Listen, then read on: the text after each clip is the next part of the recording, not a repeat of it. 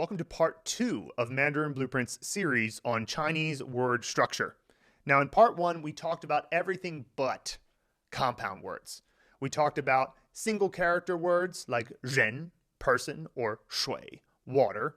We talked about double character morphemes like pai huai, which comes from ancient Chinese, and both pai and huai together must be there to equal the meaning of to hesitate. You have words that are borrowed from foreign words like Disney, which means Disney. But you need all three characters there. It's three characters, but only one meaning. Now we're going to talk about compound words. This means that both characters maintain their meaning. And the question is, how do the two characters relate to each other to create the meaning of the full word?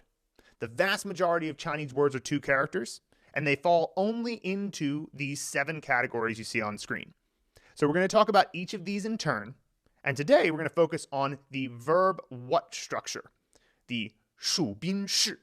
The verb what structure has an action first, a verb, followed by a thing, something that's tangible, the thing that the verb is being applied to.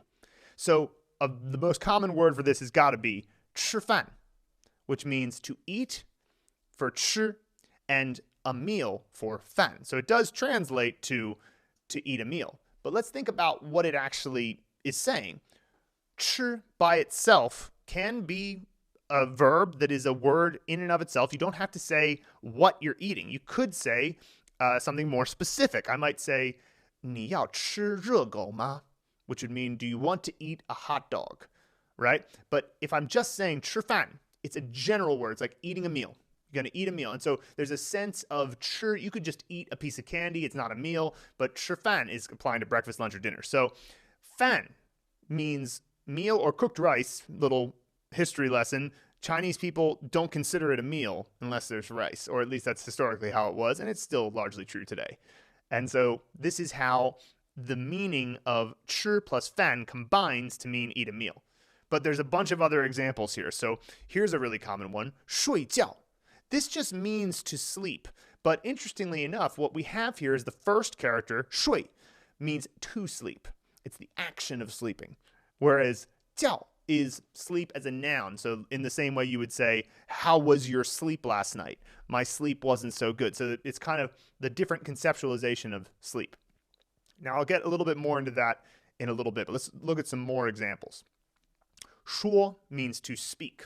话 means words. So 说话, to speak words, well, that's just the word for to speak.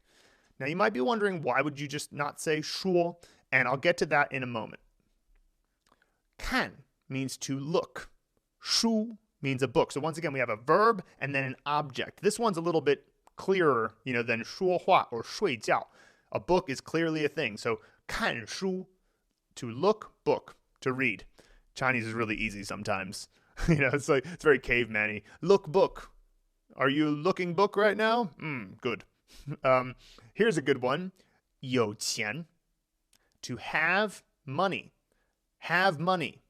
Well, it's an adjective. It means rich. And so this is the first example here where we're seeing the verb what structure not actually be a verb. It is true that 有 means to have and that 钱 is an object meaning money, but the way they combine and relate ends up being an adjective. So don't assume that just because it's a verb at the beginning that it could not be used as an adjective in some way. What about as a noun? See if you can guess this one. The characters are 枕, which is an ancient character meaning to rest, and then 头, 枕头, and this is a noun. So it's not to take a nap. You might look at this and go, rest your head, take a nap, rest your eyes maybe. But no, it's not. It's a noun. So what might it be? Well, pillow, right? So this is just to go to show that the verb what structure isn't automatically a situation where you have a verb in the end. However, there is an interesting rule about this. If the verb what structure remains a verb, like 睡觉, 说话, or 看书, then you can actually separate the two characters if you want. So for example, 睡个觉, 睡个觉. So this means have a sleep, like it's referring to a sleep. And so you've separated 睡. you've put in the measure word 个, which just means like a time in this case. 睡个觉. So have a sleep. How about this? 睡个好觉, meaning have a good 好 sleep. 觉. So this is an example where you can separate them because if you're talking about a verb followed by an object, you can get more specific about the object. Don't just sleep, have a sleep, have a good sleep. So you can describe all sorts of things. 说话, 说一点话, 说一点话. That's an example of where you would say, speak a little bit.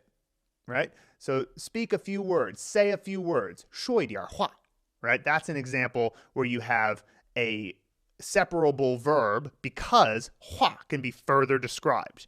How about 看书? 看一会儿书. So 看书 to read. 看一会儿 for a bit. So 看一会儿书 read for a bit. 你在看什么书? What book are you reading? So what book is it? 我在看一个很有意思的书. I'm reading a very interesting book. Right? So this is the kind of thing where you can separate them as long as it remains a verb. You can't separate 有钱 and you can't separate 枕头 because they are an adjective and a noun respectively. But if they remain a verb, if it's the verb what structure and it's still a verb, you can separate them. This is what's called a 离合词. So 词 just means word. 和 means combined, and 离 means to separate. So separate from combined word. And so you'll see those a lot. And the way to know which ones can have that happen is that they're verb what and they remain a verb, like 睡觉, 说话, or 看书. So as you learn new words, look out for this verb what structure and ask yourself, is it still a verb? In which case, maybe I can separate it as well.